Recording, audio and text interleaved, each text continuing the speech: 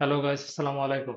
কেমন আছেন আপনারা সবাই? আশা করি আপনারা সবাই ভালো আছেন। আমি সাদ্দাম আছি আপনাদের সাথে। আপনারা দেখছেন SM360। তো কিছুদিন যাবত আমাকে অনেকেই এসএমএস দিতেছে এবং আমার ভিডিওতে কমেন্ট করতেছে।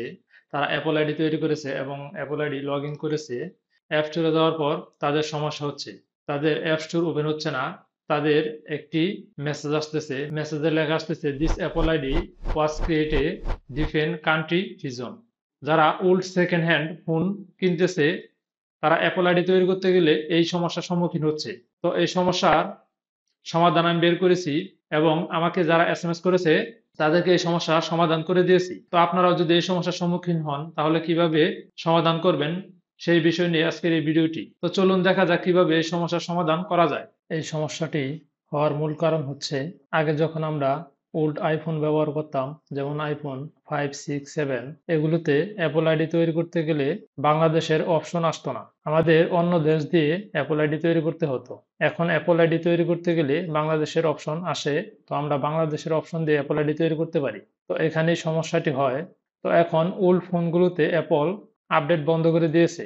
আমরা যখন বাংলাদেশ দিয়ে একটি অ্যাপল আইডি তৈরি করে পুরাতন ওল্ড ফোনগুলোতে লগ ইন দিই, তখন আমাদের বাংলাদেশটি ওই ফোনে সাপোর্ট করে না, যার কারণে আমাদের এই সমস্যাটি দেখা দেয়। তো এই সমস্যাটি সমাধান করার জন্য আমাদের প্রথমে জানতে হবে আমাদের ফোনটা কোন কান্ট্রির। তো আমাদের ফোনটি কোন কান্ট্রির এটা জানার জন্য আমরা সর্বপ্রথম চলে যাব আমাদের ফোনের সেটিংয়ে। এখান থেকে চলে যাব জেনারেল, তারপর এখান থেকে ক্লিক দেবো অ্যাবাউট। অ্যাবাউটে ক্লিক দেওয়ার পর দেখেন আমাদের ফোনের এখানে লেখা আছে মডেল নাম্বার। তো আমার ফোনের মডেল নাম্বারটি এখানে শো করছে। আমাদের অবশ্যই লাস্টের অবলিকের আগের দুটি সংখ্যা জানতে হবে। তো আমাদের অবলিকের আগের লাস্টের দুটি সংখ্যা হচ্ছে জেড পি। তো এখন আমরা চলে যাব সাফারি ব্রাউজারে। আমার ফোনটি কোন কান্ট্রির এটি চেক করার জন্য আমি এখানে সার্চ করব আইফোন রিজন চেক লিখে সার্চ করব। তারপর এখান থেকে দেখেন উপরে যে ওয়েবসাইটটি চলে এসেছে, এখানে আমি ক্লিক দিব। ক্লিক দেওয়ার পর দেখেন এখানে আইফোনের যত কান্ট্রির ফোন রয়েছে সবগুলোর কোড এখানে শো করবে। তো আমার ফোনটি আমি দেখেছিলাম জেড পি, দেখেন এই জেড পি, তার মানে আমার ফোনটি হচ্ছে হংকং এর। তো আপনারা চাইলেও খুব সহজে এভাবে আপনাদের ফোন কোন কান্ট্রির বের করে নিতে পারেন। তো আমার ফোনটি হচ্ছে হংকং এর। তো এখন আমি নতুন একটি ট্যাব নিব। এখানে আমি সার্চ করব iCloud.com। এখান থেকে সাইন ইনে ক্লিক দিব। ক্লিক দেওয়ার পর এখান থেকে দেখেন নিচে দুইটি অপশন দেওয়া আছে, একটি হচ্ছে ফরগেট পাসওয়ার্ড, আরেকটি হচ্ছে ক্রিয়েট এ অ্যাপল আইডি। তো আমি ক্রিয়েট অ্যাপল আইডি এখানে ক্লিক দিব। ক্লিক দেওয়ার পর এখানে আমি আমার ফার্স্ট নেম দিয়ে দেব, তারপর আমি আমার লাস্ট নেম দিয়ে দেব। তারপরে এখানে দেখেন লেখা আছে কান্ট্রি রিজন। এই জায়গায় আমরা সাধারণত বাংলাদেশ সিলেক্ট করে থাকি। তো এই জায়গায় আমরা সিলেক্ট করব আমাদের ফোনটি যেই কান্ট্রির, সেই কান্ট্রিটা আমরা এখান থেকে সিলেক্ট করে নেব। তো এখানে আপনারা আপনাদের ফোন যেই কান্ট্রির সেই কান্ট্রিও সিলেক্ট করতে পারেন, অথবা ইউনাইটেড স্টেট দিলেও হয়ে যেতে পারে। তো সবথেকে বেটার হয় আপনারা যেই কান্ট্রির ফোন সেই কান্ট্রিটি সিলেক্ট করে দিলে। তো আমার ফোনটি হচ্ছে হংকং এর। তো আমি এখান থেকে হংকং সিলেক্ট করে দিচ্ছি। তারপরে আমি আমার বার্থডে দিয়ে দিব। তারপরে এখানে আমি আমার একটি জিমেল দিয়ে দেব। তারপরে এখানে পাসওয়ার্ড দিয়ে দেব।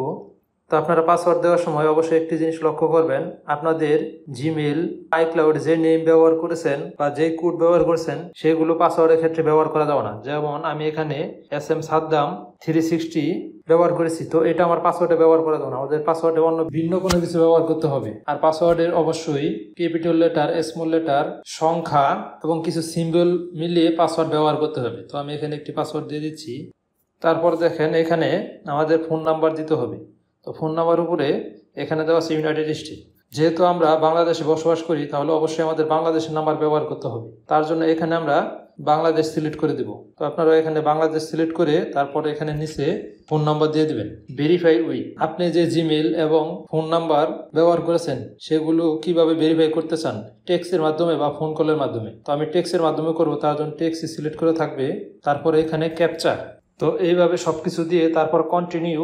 তারপর আপনাদের জিমেইলে একটি ভেরিফিকেশন কোড যাবে, তারপর আপনাদের ফোনে একটি ভেরিফিকেশন কোড যাবে, সেগুলো দিয়ে ভেরিফাই করে নিলে আপনাদের অ্যাপল আইডি তৈরি হয়ে যাবে। তো এইভাবে যদি আপনারা অ্যাপল আইডি তৈরি করেন তাহলে আপনাদের ফোনে কান্ট্রি রিজন যে সমস্যাটি দেখাতো সেই সমস্যাগুলো আর দেখাবে না।